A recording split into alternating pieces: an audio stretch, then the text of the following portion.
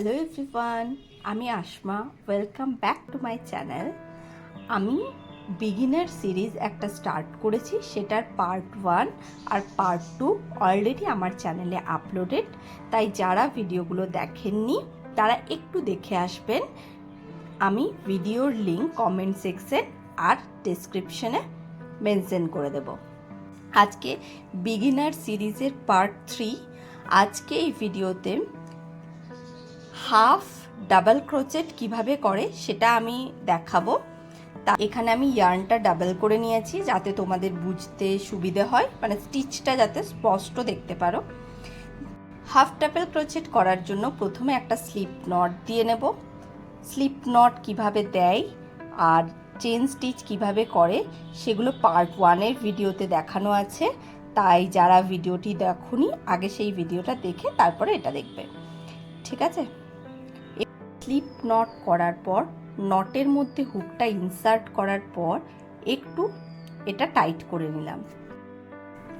Slip not দেওয়ার পর total এখানে 6টা চেন স্টিচ করব। 1 2 3 4 5 6 6টা চেন স্টিচ করার পর প্রতিটা স্টিচে একটা করে হাফ ডাবল ক্রোচেট করব। এবার হাফ ডাবল ক্রোচেট কিভাবে করে সেটাই আমরা শিখব। এই যে 6টা চেন কমপ্লিট করার পর এবার হাফ ডাবল ক্রোচেট শুরু হবে।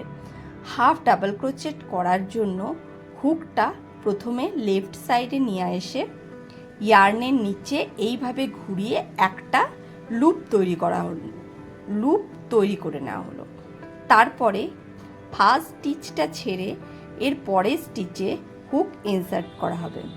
স্টিচগুলো যেভাবে আছে, মানে এই যে ভি শেপের স্টিচগুলো, প্রতিটা স্টিচে যে ভি শেপ আছে, ভি শেপের শুধু একটা দিকে এই ওপরের সাইডেই কিন্তু হুক ইনসার্ট হবে ফার্স্ট রো এর ক্ষেত্রে। এরপর হুক তালে ফার্স্ট স্টিচ ছেড়ে সেকেন্ড স্টিচে হুক ইনসার্ট করা হলো। এরপর ইয়ার্ন বের করে আনা হলো। হুকের ওপরে টোটাল 3টে লুপ হয়েছে, আবার ইয়ার্ন এই 3টে লুপের মধ্যে নিয়ে যাওয়া হলো। এরপরে স্টিচটাই করার জন্য প্রথমে হুকটা লেফট সাইডে নিয়ে এসে ইয়ার্নের নিচের দিকে গিয়ে একবার লুপ করে নেওয়া হলো।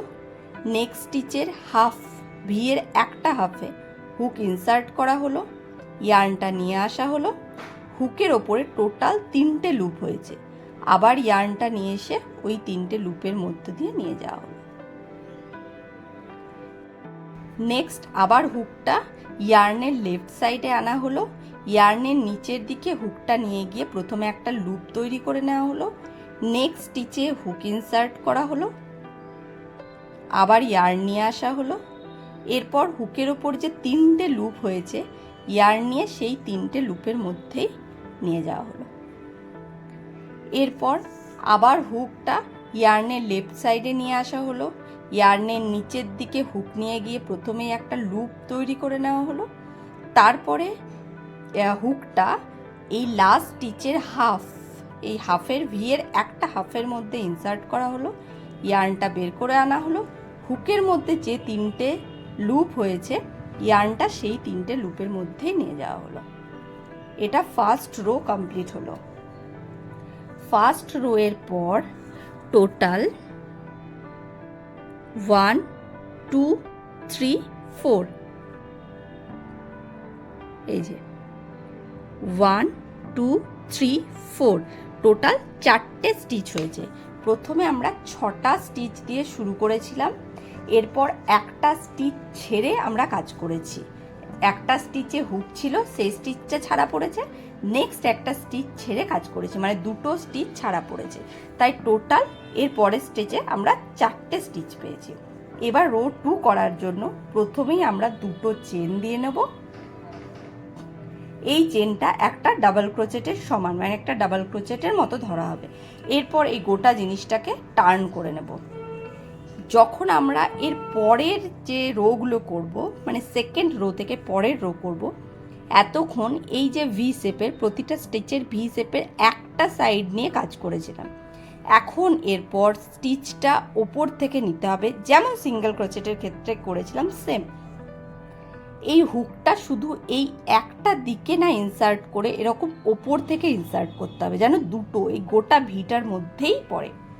সেমভাবে প্রথমেই আগে হুকটা লেফট সাইডে নিয়ে এসে ইয়ার্নের নিচের দিকে নিয়ে গিয়ে একটা লুপ তৈরি করে নিলাম। এরপর স্টিচের ওপরে মানে পুরো ভিটা যেন পুরো ভিয়ের মধ্যে হুক ইনসার্ট হয়। এরপর ইয়ার্নটা টেনে নিয়ে এলাম, হুকের মধ্যে 3টে লুপ হয়েছে, আবার ইয়ার্নটা 3টে লুপের মধ্যে দিয়ে নিয়ে গেলাম, এই যে এইভাবে। এরপর আবার হুকটা ইয়ার্নের লেফট সাইডে নিয়ে এসে ইয়ার্নের নিচের দিকে নিয়ে গিয়ে একটা লুপ তৈরি করলাম।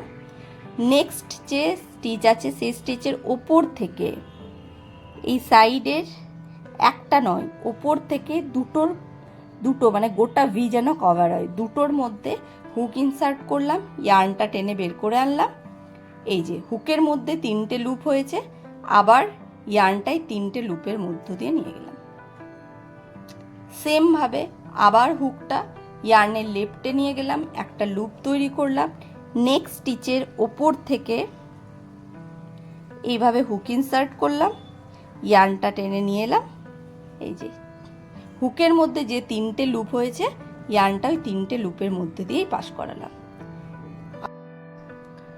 আবার হুকটা ইয়ার্নের লেফট সাইডে নিয়ে এলাম, ইয়ার্নের তলা দিকে নিয়ে গিয়ে এইভাবে একটা লুপ তৈরি করে নিলাম। তারপরে দুটো লুপের মধ্যেই মানে দুটো ভি দু সাইডের মধ্যেই হুক ইনসার্ট করলাম, ইয়ার্নটা বের করে নিয়ে এলাম। হুকের মধ্যে 3টে লুপ হয়েছে, ইয়ার্নটা 3টে লুপের মধ্য দিয়ে নিয়ে গেলাম। এই যে এটা রো 2 কমপ্লিট হলো।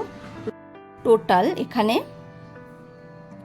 1 2 3 4, আর এটা যেটা আছে সেটা কিন্তু প্রথমে যে দুটো চেন করেছিলাম সেটা, আর বাকি 1 2 3 4 চারটে এখানে হাফ ডাবল ক্রোচেট হয়েছে। নেক্সট যদি আমি আবার কোনো রো বাড়াই তাহলে প্রথমেই দুটো চেন 1 2, তারপরে এটাকে গোটাটা টার্ন করে নিয়ে সেম প্রতিটার মধ্যে দিয়ে যেভাবে স্টিচ করলাম মানে ওপর থেকে স্টিচ নিতে হবে।